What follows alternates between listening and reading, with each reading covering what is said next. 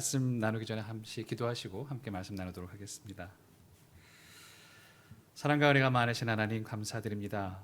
생명의 하루를 허락하시고 또 귀한 주님의 날을 허락하셔서 주님의 전에 모여 기도하게 하시고 찬송 부르게 하시고 또 말씀 듣게 하시니 감사를 드립니다. 하나님, 이제 말씀을 들을 때에 우리의 마음을 열어주셔서 주님이 하시고자 하시는 그 귀한 말씀들이 우리 마음속에 온전히 내려앉을 수 있도록 준비시켜 주시옵소서. 시종일관을 주님께 의탁드리오며 모든 말씀으로 주 예수 그리스도의 이름으로 기도드립니다. 아멘.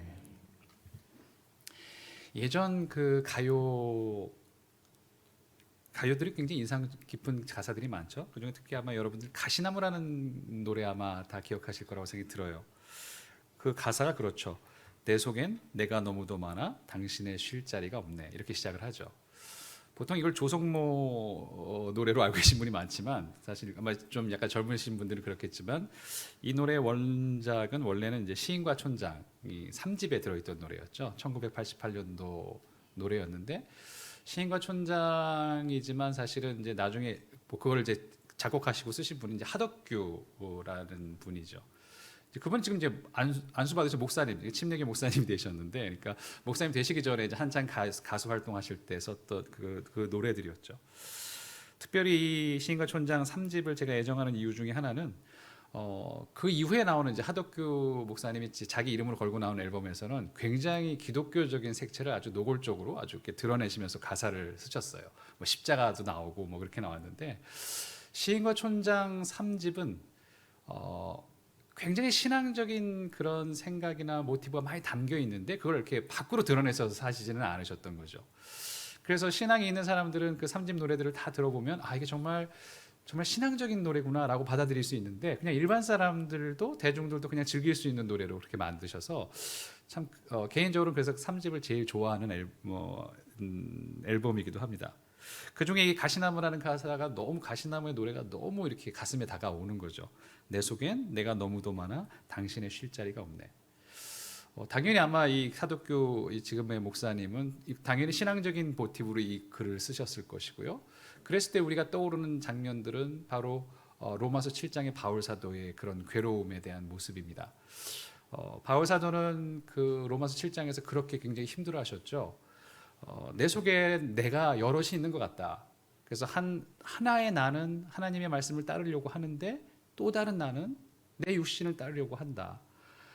이것이 막 이 둘이 너무 갈등을 일으키는 바람에 내가 너무 힘들고 내가 너무 비참하구나라고 말씀하시면서 결론적으로 그 로마서 7장 24절에서 이렇게 자신의 처지, 인간의 실존에 대해서 이렇게 고백을 하십니다.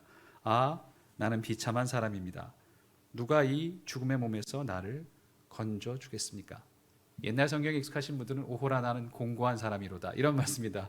누가 이 사망의 법에서 나를 구해줄 거라는 그런 것으로 더 기억하실 텐데요. 그 괴로움과 이 고민을 끝내주는 해결책이 뭐였냐면 그것이 바로 이제 다음에 나오는 로마서 8장 1절에서 2절에 있는 말씀입니다. 그러므로 그리스도 예수 안에 있는 사람들은 정죄를 받지 않습니다. 그것은 그리스도 예수 안에서 생명을 누리게 하는 성령의 법이 당신을 죄와 죽음의 법에서 해방하여 주었기 때문입니다. 라는 것으로 생명을 누리게 하는 성령의 법이 우리를 해방시키셨다라고 그렇게 얘기하면서 그 문제들이 성령의 법을 통해서 해결됐다고 얘기합니다.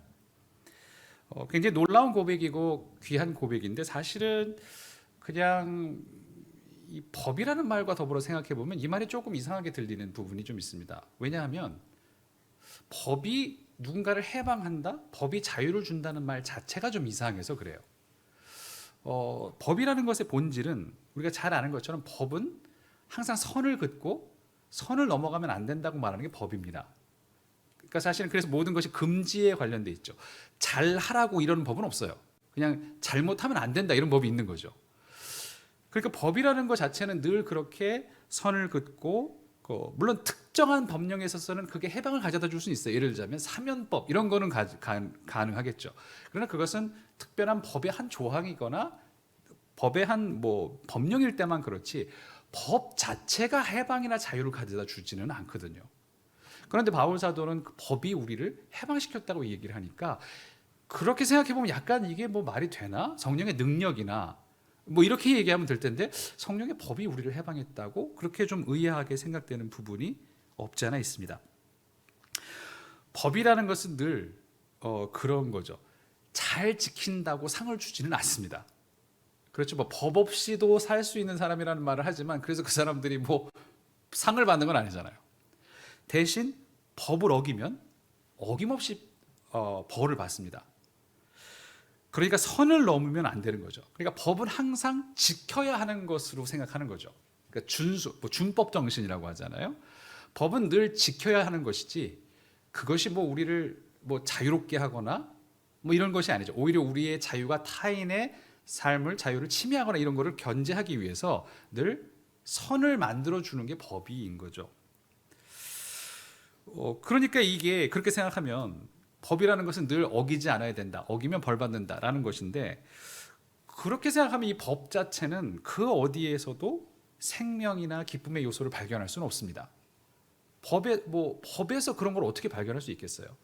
뭐 형법이든 민사법이든 도로교통법이든 법은 늘 거기서 무슨 즐거움을 발견하는 게 아니라 어기면 안 되는데? 라는 그 두려움과 걱정들을 가지고 있고 어기면 늘 그 신경을 다 거기다 써야 되는 게 법이니까요. 오늘 느헤미야가 읽어줬던 그 율법, 우리가 성경을 모세오경뿐만 아니라 전체를 율법이라고 얘기하는 이 성경도 하나님의 법이라고 하는 성경도 그 율법이라는 말 속에 들어있는 그 법이라는 말 때문에 이게 약간 걸리게 되는 부분이 있습니다. 율법, 거기도 법이 있으니까 우리는 그 율법을 어떻게 이해하냐면 우리가 통상적으로 법을 이해할 때처럼 율법을 이해하는 거예요. 그러니까 신앙에서도 그런 식으로 이해합니다. 뭔가 선을 넘으면 안 되는 것 같은, 그러니까 하나님의 법을 지켜야 된다 그러면 넘어가면 어기면 안 되는 벌을 받는 그런 법들. 그러니까 늘 뭘 해서는 안 되는 것, 금지의 법으로 생각하는 경우가 너무나 많습니다. 그래서 실제로 신앙생활을 할 때도 우리는 늘 뭐에 신경을 쓰냐 하면 그리스도인이면 이러면 안 된다는 거에 대한 것들을 많이 신경을 써요. 그리스도인들은 뭘 하면 안 되고 이럴 때는 안 되고 뭘 안 되고 사회생활 속에서도 이런 걸 하면 안 되지 라는 식으로 끊임없이 그렇게 하나님의 계명을 어기면 안 되지라는 식으로 끊임없이 생각을 하게 되죠. 그렇게 생각을 하게 되니까 신앙에 즐거움, 어떤 무슨 빛, 어떤 달콤함 이런 게 들어있을 요소가 없습니다. 그게 아주 극단적으로 나타난 것이 역사 속에서 종교개혁 시대에도 칼뱅이 제네바를 신성 국가로 만들면서 굉장히 엄격한 그 도덕 국가로 만들었죠. 조금이라도 이렇게 뭔가 즐거움과 향락을 누리는 것 자체를 아주 엄벌에 처하기도 하고 그랬던 시대가 바로 그 칼뱅이 만들었던 그 신성 국가, 제네바라는 신성 국가의 시대였습니다. 더 와서 중세에 와서 빅토리아, 영국의 빅토리아 시대만 해도 모든 신앙들이 다 그런 기조로 흘러갔죠. 그래서 그 시대에서도 뭔가 즐겁고 기쁜 것들은 뭔가 하나님의 법을 어길 수 있는 여지가 많은 것으로 생각해서 다 금욕적인 것으로 그렇게 또 고행적인 신앙으로 다 방향이 정해졌습니다. 그렇게 되니까 신앙이라는 것이 늘 뭔가 그늘져 있고 어둡고 칙칙하고 딱딱하고 이런 쪽으로만 생각하게 되는 거죠. 정말 그런데 우리의 신앙을 형성하고 있는 하나님의 말씀, 가장 중요한 하나님의 계명, 하나님의 율법이 이런 거라면 이건 뭔가 잘못된 거라고 밖에 생각할 수가 없습니다. 정말 그런 건가? 오늘 우리가 처음에 읽었던 느헤미야의 본문은 그런 게 아닐 수도 있겠다라는 이야기를 전해주는 이야기이기도 합니다. 느헤미야 이야기는 페르시아로 바빌로니아 포로로 가서 페르시아까지 있었던 그 유대인들을 고레스 왕이 이제 보내주면서 벌어지는 일들이죠. 굉장히 페르시아 제국의 고레스 왕은 유화 정책을 많이 펴서 식민지들을 막 억압했던 것이 아니라 충분히 자유도 주고 그 신들을 통해서 또 모든 신들이 이 페르시아 제국을 위해서 기도해주기도 원했고 그래서 아주 적극적으로 그렇게 다시 돌려보내기도 했었어요. 유대인들을 다 그때 사로잡혀 왔으니까 가서 성전을 만들고 우리 페르시아 제국을 위해서 기도해주고 그래라라고 해서 보낸 거죠. 1차로 왔던 사람들 중에서 그리고 또 이제 에스라 왔던 이제 몇 차례로 거쳐서 오는데 이제 에스라가 왔을 때는 에스라는 오늘 읽은 이 세목에서 보면 제사장이면서 동시에 그 율법 학자이기도 했죠. 그걸 통해서 이제 성전을 건축하는 얘기가 에스라서였고 그 다음에 나오는 느헤미야 이야기는 느헤미야가 그 다음에 파송돼서 원래 느헤미야는 그러니까 페르시아 제국의 관리였던 거죠. 그런데 이제 특별히 유다의 총독으로 페르시아 제국의 관리로서 거기에 파견이 돼서 같이 함께 뭐 예루살렘 성을 쌓고 국가를 이제 재건하고 하게 되는 그런 이야기들이 바로 에스라와 느헤미야의 이야기입니다. 두 이야기는 사실은 원래 성경은 하나로 되어 있는데 그게 지금 짜겨져 있지만 사실 두 권은 원래 하나의 이야기인 거죠. 에스라가 한 일이 뭐냐면 성을 짓고 나서 이제 계명 율법을 읽어줍니다. 모세 율법이라는 건 뭐 모세 오경을 얘기하는 거겠죠. 그거를 이제 백성들한테 쫙 읽어주기 시작합니다. 그리고 읽기만 한 게 아니라 오늘 성경에 보면 거기 뭐 통역을 했다는 말도 나오죠. 8절에 오늘 빼놓고 읽었지만 7절에 보면 이제 그런 상황들이 나옵니다. 막 사람들이 막 있었을 때 레위 사람들이 막 백성들이 서가지고 그걸 막 이렇게 통역을 해준 묘사가 나와요. 이게 어떤 상황을 얘기하는 거냐면 성경은 우리가 아는 것처럼 히브리어로 써 있습니다. 근데 히브리어라는 말이 지금 사어예요. 근데 지금 사어일 뿐만 아니라 그 당시 벌써 페르시아 시대 때만 해도 사어였던 거예요. 그러니까 성경의 언어를 그러니까 히브리 사람들이 쓰는 말이 이미 페르시아 제국에 와서는 거의 이제 그 말이 아니라 말이 많이 바뀐 거죠. 그 말을 이제 아람어라고 얘기하는데, 그러니까 뭐 예를 들면 신학자나 예배를 담당하는 목사들 이런 사람들은 히브리어 성경을 봐야 되니까 히브리어를 그걸 공부했지만 일반 사람은 쓰지 않는 말이었어요. 아마 이건 우리나라 사정을 보자면 조선시대나 신라시대를 생각하시면 될 것 같아요. 조선시대가 불과 지금으로부터 몇백 년 전이잖아요. 불과 그렇게 오래 떨어진 시간이 아니지 않습니까? 1000년도 안 된 시간이잖아요. 중세라는 게 한국의 중세가. 근데 지금 말과 조선시대 말은 조선시대 말을 우리가 들으면 드라마에서 여러분이 너무 익숙해서 그러는데 그렇게 이해할 수가 없어요. 그러니까 말 자체가 달라요. 예전에 이제 뭐 유튜브 같은 데서 유튜브가 늘 좋은 건 아니지만 가끔 유용한 정보들도 많은데 거기 보면 그 조선시대요, 삼국시대요 이런 것들을 재구성해서 들려주는 그런 학자들이 있어요.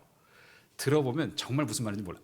그러니까 단어 자체도 다르고 문법도 달라졌기 때문에 이게 뭐 점점점 더 옛날로 가면 거의 알아들을 수가 없는 말입니다. 그러니 뭐 이게 성경에 쓰여진 게 몇천 년 전이고 그리고 이걸 읽게 된 게 그로부터 엄청난 시간이 지났었는데 말이 당연히 달라진 거죠.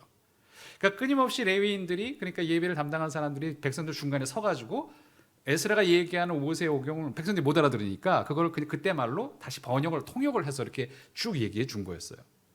그렇게 얘기해 주는 상황 속에서 이제 백성들이 듣기 시작한 거죠. 그 얘기를 듣고 백성들이 울음을 터뜨립니다. 왜 우리가 이렇게 된 건지를 아는 거죠. 왜? 율법을 지키지 않아서 그런 거죠. 그렇게 생각했던 거죠. 율법을 우리가 하나님의 말씀을 지키지 않았구나. 하나님의 법을 지키지 않았구나. 그래서 우리가 벌을 받는구나라고 생각을 한 거예요. 그래서 막 울고 있을 때 에스라가 그들에게 뭐라고 얘기하냐면 아니 즐거워해라 라고 이야기를 합니다. 에스라는 율법의 본래의 목적이 슬픔이 아니라 벌이 아니라 기쁨에 있다는 점을 그들에게 선포하고 있는 거죠. 율법을 통해서 너희들이 가져야 될 마음은, 율법을 통해서 너희들이 받아야 될 감정은 그런 슬픔이나 그런 뭐 비참함이 아니라 기쁨과 즐거움이다라고 느헤미야는 율법의 의미를 우리에게 새롭게 이야기를 해줍니다. 근데 이게 어떻게 가능할까? 우리가 법이라는 말 자체가, 율법이라는 법 자체가 그렇게 기쁘거나 즐거울 수 없잖아요. 그런데 이게 법이라고 생각하지 않고 이걸 만약에 약간 표지판 같은 거라고 생각하면 그런 이해가 가능해집니다. 법 그러면 이게 여기는 전혀 뭐 그럴 여지가 없죠. 우리가 지금 법에서 느꼈을 때 기쁨, 즐거움, 해방 이런 건 있을 수 없지만 표지판이다라고 생각하면 좀 달라져요. 표지판은 크게 두 가지가 있죠. 하나는 뭐랄까요? 그 위험을 알려주는 표지판이 있고 두 번째로는 이제 안내해주는 표지판이 있죠. 위험을 알려주는 표지판은 예를 들자면 뭐 낭떠러지, 뭐 낙석주의 이런 거죠. 아니면 뭐 여기 굉장히 위험한 수심이 굉장히 깊다든가 이런 식의 위험 표지판들은 무엇을 위한 것이냐면 생명을 지켜주기 위한 것이죠. 그 표시들은 우리의 자유를 구속하는 게 아니라 우리로 하여금 죽지 않도록 우리의 생명을 지킬 수 있도록 해주는 것이 그런 표지판들의 역할입니다. 다음으로 안내 표지판이 하는 역할은 뭐냐면 안내 표지판은 그냥 제일 우리가 흔히 볼 수 있는 게 고속도로의 표지판들이죠. 그게 이제 표지판들이잖아요. 그러니까 아니 뭐 내비게이션도 안내니까 근데 내비게이션이 없었을 때 고속도로의 표지판들은 뭐였냐면 내가 가는 목적지가 어딘지를 정확하게 안내해 주는 게 그게 안내 표지판들의 의미였어요. 아, 여기가 방향이 여기가 방향이 부산 쪽이구나, 여기가 방향이 광주 쪽이구나, 여기서는 이쪽으로 택해야 되겠구나라는 것을 알려주는 게 표지판의 역할이죠. 그러니까 안내 표지판의 역할은 뭐냐면 우리로 하여금 목적지에 무사히 도달하도록 하는 게 안내 표지판들의 목적입니다. 그러니까 우리는 그걸 잘 따라가면 우리가 가고 싶은 곳으로 갈 수 있는 거죠. 이 안내 표지판에는 또 다른 기능도 있습니다. 안내 표지판은 또 뭐가 있냐면 뭔가 이렇게 안내해 주는, 예를 들자면 이런 거죠. 여러분 식당에 가도 요즘에는 이렇게 안내 표지들이 있어요. 뭐냐면 이렇게 먹으면 맛있게 먹을 수 있습니다는 게 있죠. 처음 보는 음식 같은 거고 여러 개가 막 나오는데 이걸 어떻게 먹어야 될지 모를 때가 많잖아요. 그러면 재료도 많고 이렇게 해서 심지어 육삼냉면 같은 데 가더라도 보면은 냉면을 처음 먹을 때는 그냥 비빔으로 먹다가 나중에 먹고 하다가 물을 부어 가지고 먹으시면 다 맛있게 먹을 수 있습니다라는 식의 그런 안내 표지들이 있죠. 그런 것들은 또 아니면 무슨 게임 설명서 같은 거나 이런 걸 보면, 게임 같은 거면 안내 표지들을 보면 요렇게 하면 이렇게 타시면 됩니다. 우리가 놀이공원을 가던 어떤 표지판들을 보면 그렇게 안내 표지판들이 쫙 돼 있어요. 게임 설명서 같은 것도 있고. 그 표지들을 잘 따라가면 어떻게 되냐? 우리는 보다 더 재밌고 즐길 수 있는 거죠. 그러니까 안내 표지판의 역할들은 그런 게 있어요. 우리를 목적지로 이끌어주기도 하지만 우리로 하여금 더 풍요롭고 재밌고 즐길 수 있게 해주는 안내 표지들이 있는 거죠. 에스라는 바로 이런 것이 율법의 의미라고 좀 설명하고 있습니다. 율법은 여러분들 하여튼 뭘 금지시키거나 못하게 하는 것이 율법의 의미가 아니라 이렇게 여러분들을 위험으로부터 여러분들의 생명을 지켜주고 여러분들을 이렇게 기쁨으로 이끌 수 있는, 삶을 즐기고 자유를 누리게 할 수 있는 것이 바로 율법의 기능입니다. 그러니 여러분들은 슬퍼할 것이 아니라 기뻐하십시오 라고 얘기하는 것이 바로 그 에스라입니다. 에스라의 말은 권위가 있었던 게 뭐냐면, 에스라는 굉장히 독특하게도 학자이면서 제사장이었던 그런 걸 계속 반복해서 얘기하고 있어요. 그 둘을 가지고 있었던 사람이에요. 지금으로 따지면 신학교수이자 목사였던 거죠. 사실 지금 현장에서 보면 신학교수와 목사님들이 서로 약간 좀 이렇게 안 맞는 게 있어요. 목사님들은 신학교 교수님들 통해서 이거 목회 현장도 보면서 뜬구름 잡는 얘기만 한다 이렇게 얘기를 하시기도 하고, 신학교 교수님들은 또 예를 들자면 목회를 보면 이게 너무 시장 논리에 젖어 있어가지고 본질을 잃어버린다 이렇게 서로들 그렇게 하시기도 하세요. 그런데 이 에스라는 그걸 동시에 있었던 사람이에요. 지금으로 따지면 신학 교수이기도 하면서 목사님이기도 한 분인 거죠. 그런 분이 한 말이라면 맞겠죠. 그러니까 그 둘의 자기의 전문적인 분야에서 율법의 의미란 이런 것이다. 율법은 여러분들의 뭔가를 억회고 벌을 받고 안 지키면 벌을 받는 것이 아니라 이렇게 즐겁고 기뻐해야 하는 것이 율법인 것이다. 내가 여러분에게 읽어준 게 여러분 보고 울라고 열어준 게 아니라는 거죠. 그게 바로 에스라가 우리에게 전해준 율법의 의미였습니다. 그래서 바로 시편의 기자가 그렇게 노래하고 있는 것이죠. 시편의 기자도 율법의 바로 이 점을 우리에게 잘 소개해 줍니다. 시편 19편 7, 우리가 읽었던 특별히 7절에서 10절의 말씀을 읽어보면 이렇습니다. 주님의 교훈은 완전하여서 사람에게 생기를 북돋우어 주고 주님의 증거는 참되어서 어리석은 자를 깨우쳐 준다. 주님의 교훈은 정직하여 마음에 기쁨을 안겨주고 주님의 계명은 순수하여서 사람의 눈을 밝혀준다. 주님의 말씀은 티 없이 맑아서 영원토록 견고히 서 있으며 주님의 법규는 참되어서 한결같이 바르다.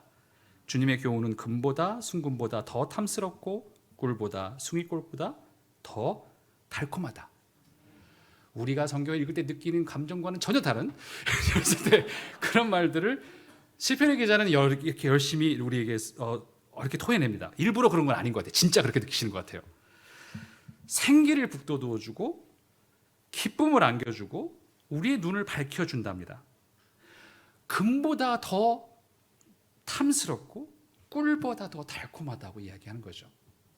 시편의 기자가 성경을 통해서 발견한 것들은, 하나님의 계명과 하나님의 율법을 통해 발견한 것들은 바로 에스라가 전하고 있는 바로 그런 것들입니다.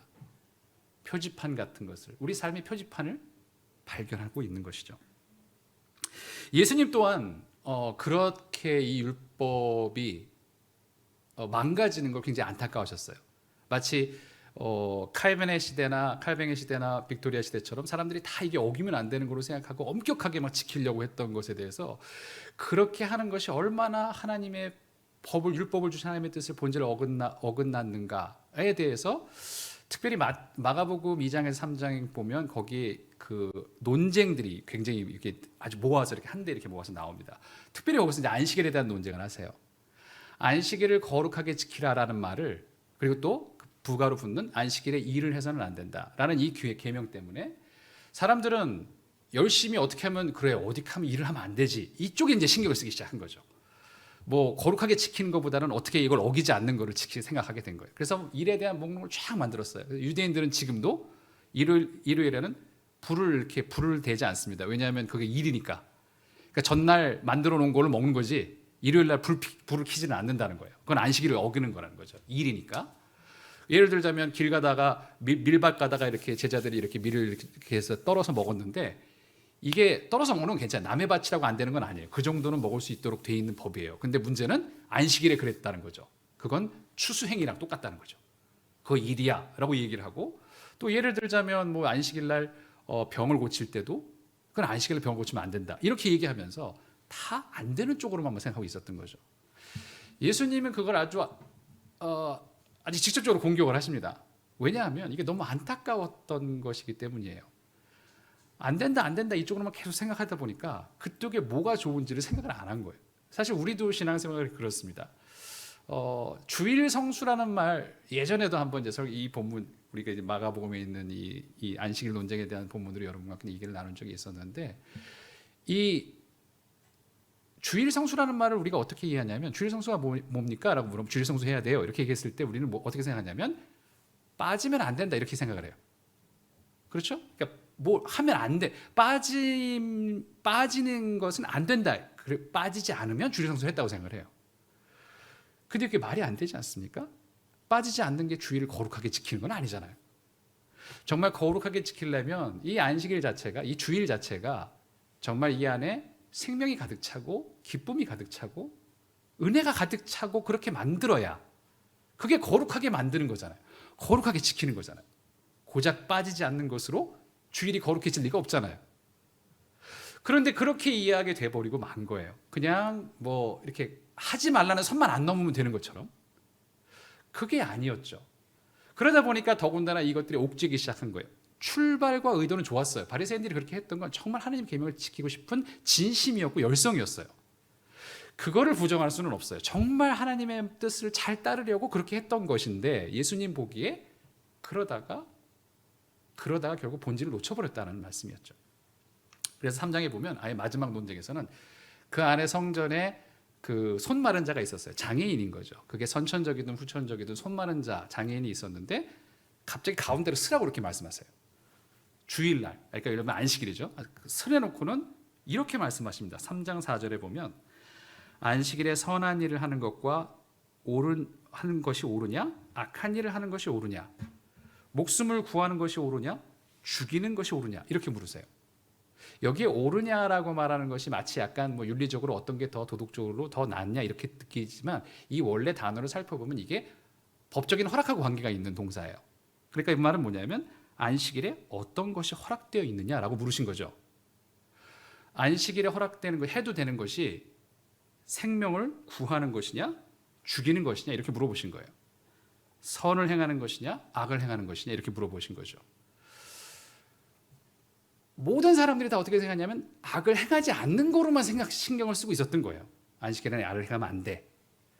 안식일에는 사람을 죽이면 안 돼. 이것만 생각하고 있었을 때 그거 봐. 너희들이 그렇게만 생각하고 있으니까 정작 사람을 살리는 일에는 관심이 없잖아. 선을 행하는 것에로 눈이 안 돌아가잖아. 라고 예수님은 말씀하고 계시는 거죠. 그래서 사실 그 병을 고쳐주실 때, 딱 가운데서 고쳐주실 때 그 병은 안식일에 고치면 안 되는 병이었어요. 안식일이라고 모든 병을 고치지 않는 건 아니었습니다. 사람이 죽어가면 예를 들자면 심장 박동이 멎으면 제세동 해야 되는 것처럼 안식일에도 유대인들은 바리새인들은 어떻게 규칙을 세웠냐면 생명이 위급한 건 치료해도 된다라는 그 규칙은 있었어요. 근데 그렇지 않은 건 하면 일이다라고 생각했던 거죠. 근데 뭐 사실 예수님이 고치신 거는 그런 건 아니잖아요. 그냥 일단 장애니까 그러면 사실은 굳이 예수님이 그렇게 안 고쳐줘도 돼요. 그냥 이 안식일 끝나고 저녁 때 만나자. 혹은 내일 만나면 요 앞에 내가 고쳐줄게. 이러실 수도 있는데 그러니까 굉장히 도발적으로 아주 일부러 그러신 거예요. 이렇게 딱 가운데 쓰라고 해가지고 그걸 고쳐주신 거죠.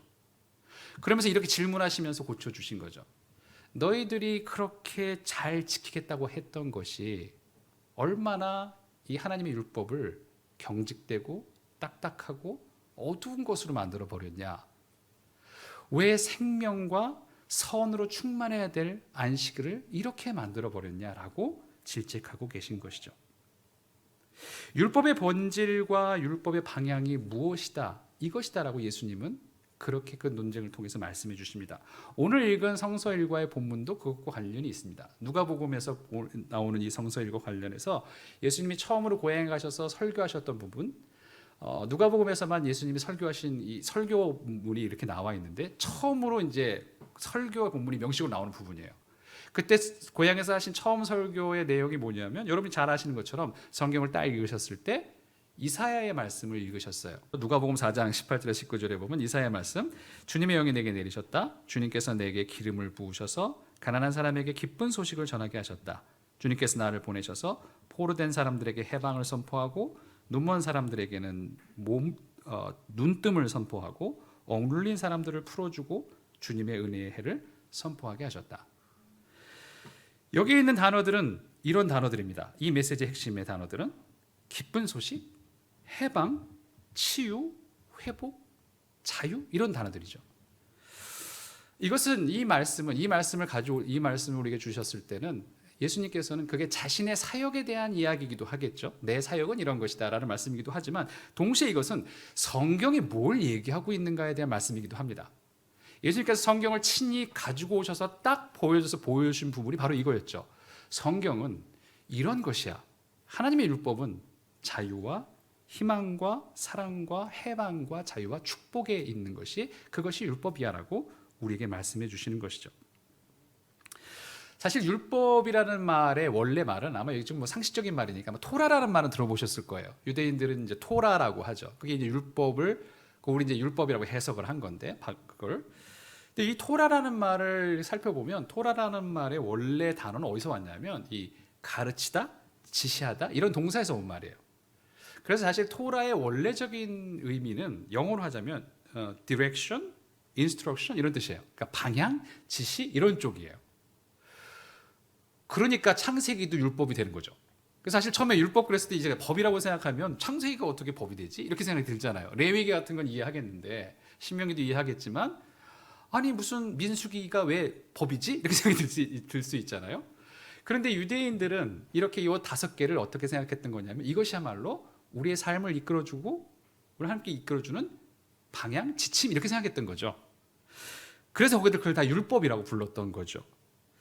그러니까 사실 이렇게 생각해 보면 우리가 지금 생각하는 법이라는 개념보다는 표지판에 더 가까운 거죠. 훨씬. 이런 표지판 같은 거야 라고 성경을 우리에게 소개해주고 있는 거죠. 그 말 자체가 토라라는 말 자체가 그 성격을 알려주고 있는 것이죠. 모든 것들은 그래서 이 창세기나 뭐 이런 것들도 뭔가 그냥 법이라고 생각하면 말이 안 되지만 표지판이라고 생각해 보면 이 모든 것들이 우리를 하늘나라로 이끌어주는 표지판이구나 라고 생각할 수 있는 거죠. 성경은 경고나 금지로 가득 찬 딱딱하고 어두운 법전이 아닙니다. 성경은 기쁨과 생명의 길로 우리를 안내하는 안내판, 표지판입니다. 우리는 성경이 우리에게 그렇다는 것을 좀 알고 성경을 대할 필요가 있습니다. 성경의 율법, 성경 하나님의 계명과 율법은 그런 것이죠. 뭘 하지 말라고 말하는 그런 것들이 아니라 이렇게 하면 너희들이 생명을 지킬 수 있고 즐거움을 느낄 수 있어 라는 것이 하나님이 우리에게 주시는 궁극적인 바람이신 거죠. 신년에 보통 성경 읽기를 결심을 하시죠. 이때가 다 그럴 때잖아요. 성경을 이제 통독을 해야 되겠다. 저는 이제 1년에 한번 통독해야지. 이런 결심은 좀 버리시는 게 좋지 않을까 생각이 듭니다. 왜냐하면 그럴수록 더 부담이 되고 막 성경 읽는 게 막 부담이 되고 막 일이 되고 이거는 아닌 거죠. 그건 하나님 원하시는 뜻도 아닙니다. 그냥 좋아하는 데만 뽑아 읽으세요. 이렇게 뭐 1년 동안 한 권 다 못 읽으셔도 돼요. 대신 내가 정말 좋아하는 것만 뽑아 읽어서 기쁘고 즐거우면 아 그래 이렇게 살면 내가 안 되는 거였는데 라고 알 수 있으면 그러면 우리는 성경을 충분히 잘 읽고 있는 것이죠. 왜 꼭 1년에 한 번을 다 읽어야 합니까? 아니 그 읽으면 좋은데 문제는 대부분 그렇게 안 됐을 때 오는 절망감, 뭐 열패감, 뭔가 이렇게 나는 뭐 죄책감 이런 것들 쓸데없이 자기가 만들어서 더 힘들게 만드는 거죠. 신앙을 그렇게 하지는 말으셨으면 좋겠어요. 하나님은 우리가 기쁘고 자유롭기를 원하시지. 물론 바른 길로, 죽음의 길로 가는 것이 아니라 생명의 길을 다니면서 그렇게 하길 원하시지. 우리로 하여금 괴롭고 힘든 길을 걷고 싶지는 않습니다. 힘들고 괴로운 길은 고난의 길만 그런 것이죠. 그러나 거기에 참 생명이 있으니까 우리 걷는 거잖아요. 생명과 자유만이 오직 성경 안에 들어있는 그런 메시지입니다. 성경은 항상 우리에게 생명과 자유를 말해줍니다. 올 한 해 새롭게 성경을 읽으시면서 부디 달콤한 주님의 말씀을 통해서 그 생명과 자유를 만끽하시는 저 여러분 되시길 주님의 이름으로 축원합니다. 기도하시겠습니다.